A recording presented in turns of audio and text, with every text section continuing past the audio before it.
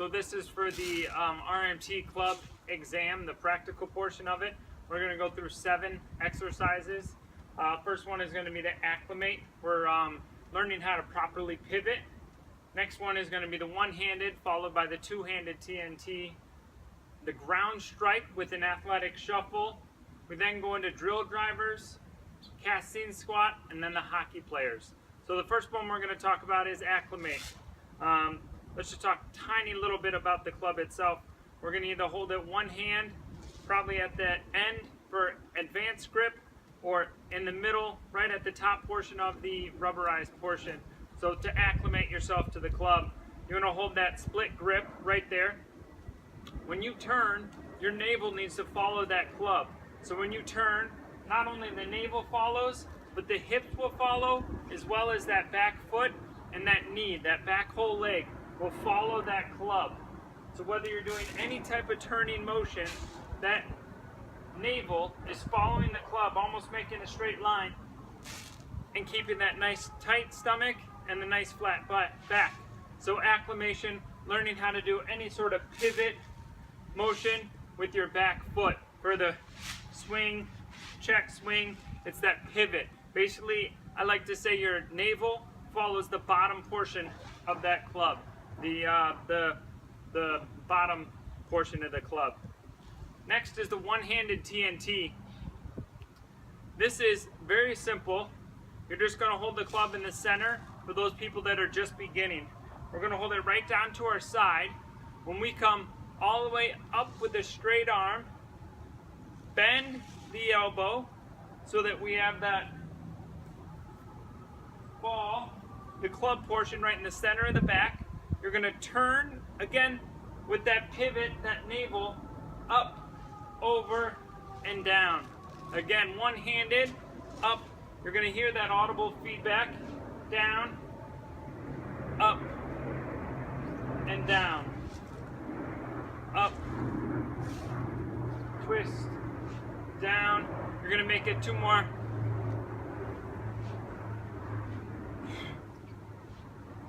That advanced, what you want to make sure to always keep is that nice contraction in the stomach. Full extension as far as you can with comfortability. Make sure that the client isn't hyperextending that back so that we're not injuring that back when we're turning. So we're going to do 5 reps here. Nice advanced motion. Up. You're not going to hear the club at all. The hands at the chest so that you can facilitate that rotational movement.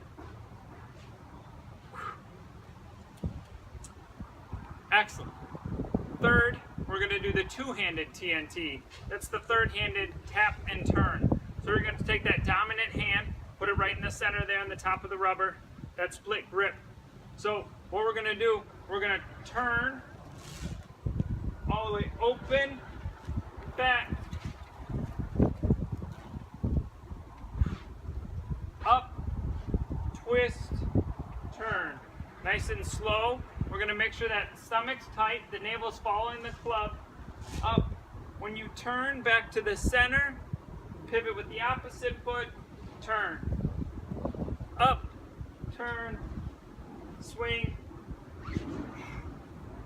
swing, swing,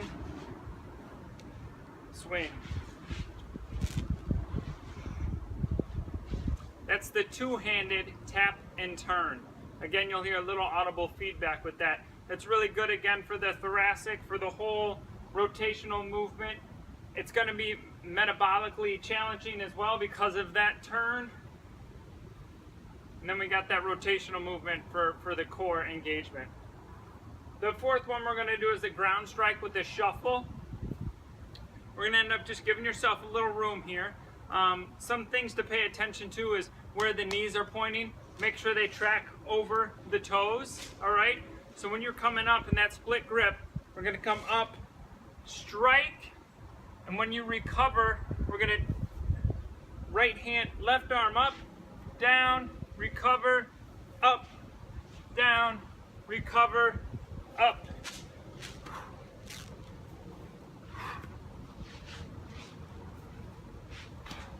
And then switch. Keeping that back nice and straight. Making sure the knees track over the toes. Always keeping that nice good frame that we always talked about, that home plate. The triangle, the arms, the chest is that whole home plate. So some things that you could do to make it advanced, obviously go a little faster. You can actually bring it up and over the head quicker, and then down on the ground a lot harder. I'll demonstrate two here. Up. Very simple movement, very metabolically challenging because you're going to be jumping using that cardiovascular aspect. Next one is the drill drivers. This is good for that cross lateralization. So to set this position up, you want to bring the non-dominant foot forward. The dominant hand is going to be in the center there. And we're going to use the opposite hand for a stopping motion. So when you come down, we're going to pronate and subpronate. Here, here. We're twisting that torso down, facing parallel to the toe, and then up. It's almost that fast chambering effect. So we're going to use that dynamic audible sound. We're going to do 5 repetitions here.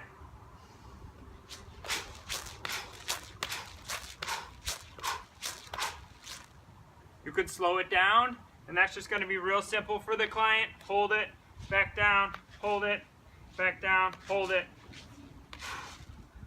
Making sure to always bring that thumb outward so that you're engaging that lat. Some things that you want to make sure are the back is straight. We don't want that round back happening where you're not really able to engage properly. You want to straighten that back. You can do a pivot for nice good motion. It's a really fast movement for that one hand. You can always do the non-dominant side as well. But make sure that non-dominant hand is in the center. Down, up, up, up, up. Hopefully you got that one. That's the drill drivers. Next thing is the casting squat. This is going to be working on the hip flexors as well as those back extensors. Casting squat, very similar to the samurai, a little easier though. You don't actually have to cast it out and back in when you come up. So I'm going to do it forward and side, and then I'm going to do 5 repetitions. Hold that split grip. You're going to come up, squat, out, and then come back up. Out, then come back up. You can do it in that open hand recovery as well. Out, up, and around. Do it to the side. Making sure the back is straight. The hips are pushing back, so those knees again are tracking the toes.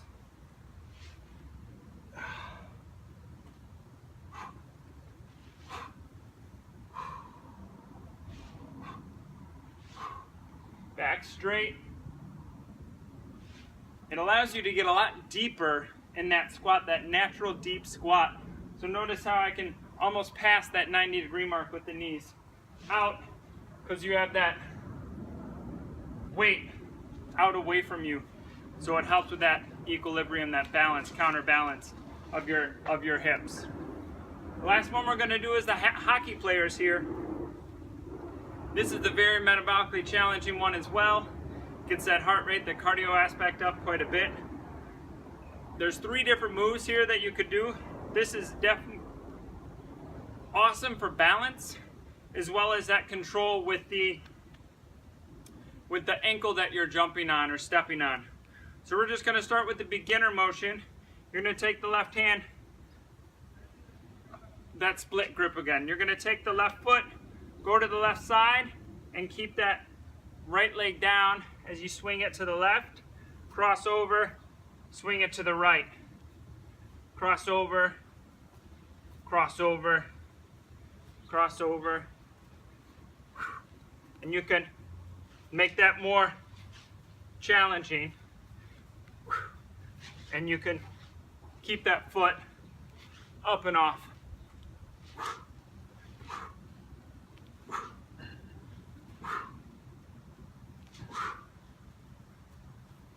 So I hope you like that.